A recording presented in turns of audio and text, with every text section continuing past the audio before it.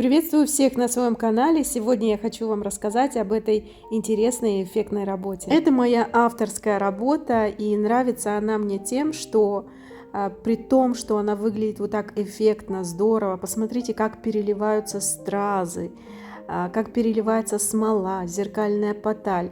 И в то же время создать ее не составит большого труда. Огромное преимущество этой работы состоит в том, что создать ее могут абсолютно все. То есть не нужно учиться годами этой техники, да?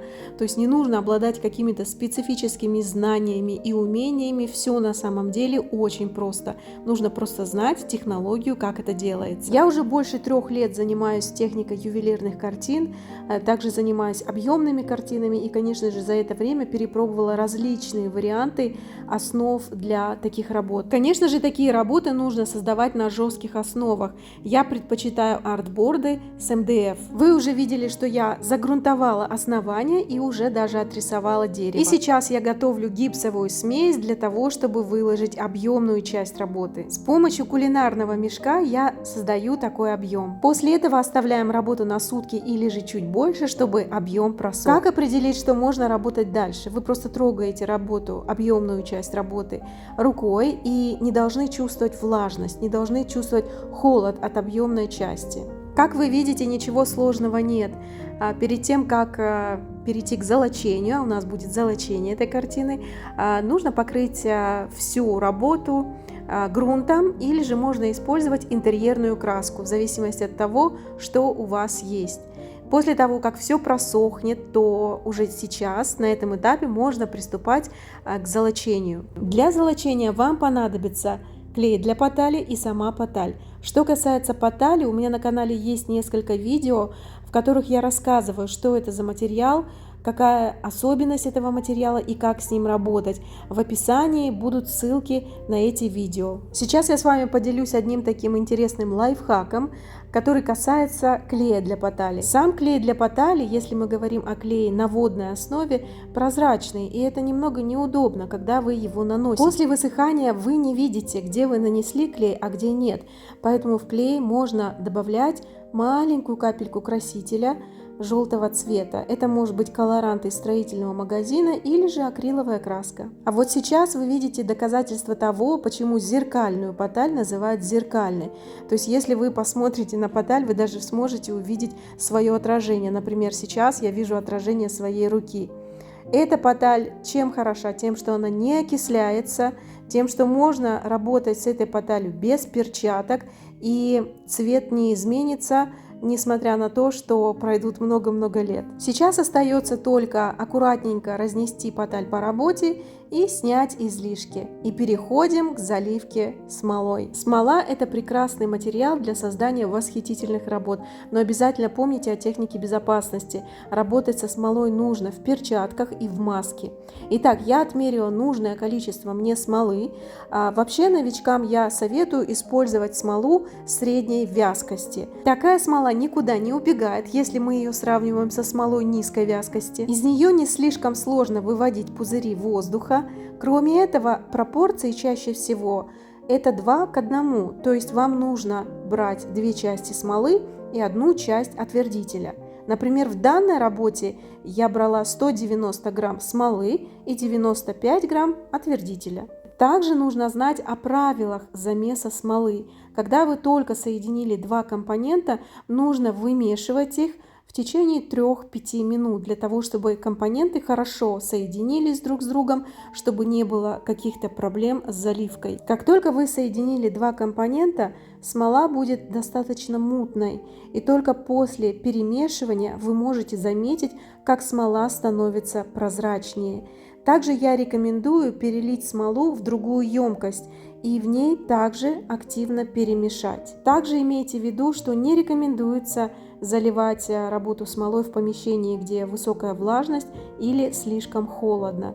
Итак, после замеса я добавляю немного смолы на крону дерева. И сейчас время декора. Я использую стеклянную крошку, стразы, в общем, все, что я нашла у себя. Что касается декора, здесь это не принципиально. Вы можете использовать то, что вам хочется. Это могут быть и натуральные камни.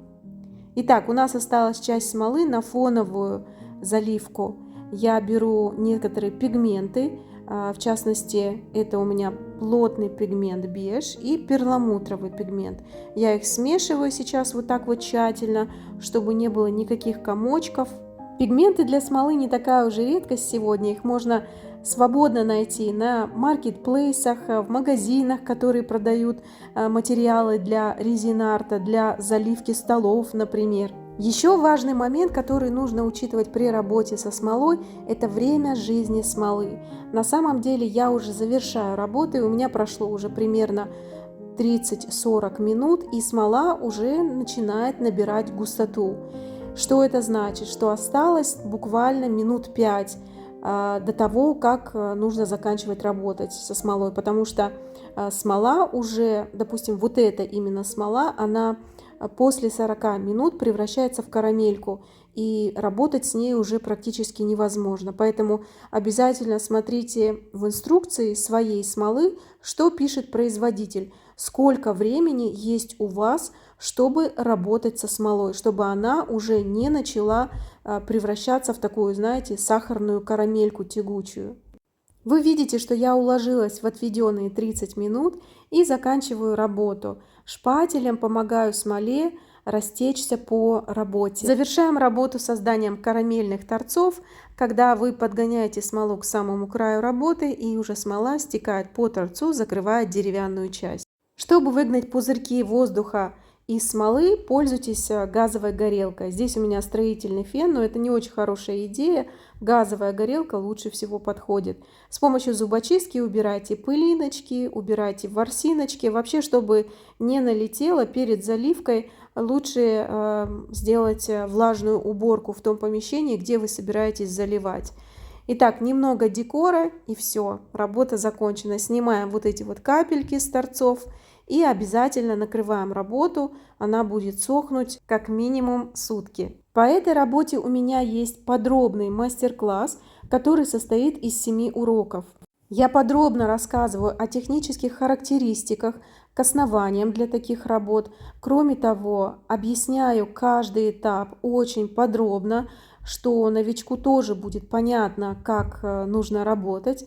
Кроме этого, в мастер-классе есть чек-лист со всеми материалами и ссылками на магазины. Кроме этого, есть обратная связь. Это значит, что если в ходе работы у вас возникнут какие-то вопросы, вы не сможете найти какой-то материал, вы всегда можете ко мне обратиться, и я с удовольствием вас проконсультирую. Сейчас на этот мастер-класс действует специальное предложение. Кроме того, моим подписчикам с YouTube, тем, кто смотрит это видео, я предоставляю скидку в 30% на этот мастер-класс. Пишите в мой Instagram, и вы получите самое лучшее предложение по этому мастер-классу. Спасибо за просмотр и до скорых встреч!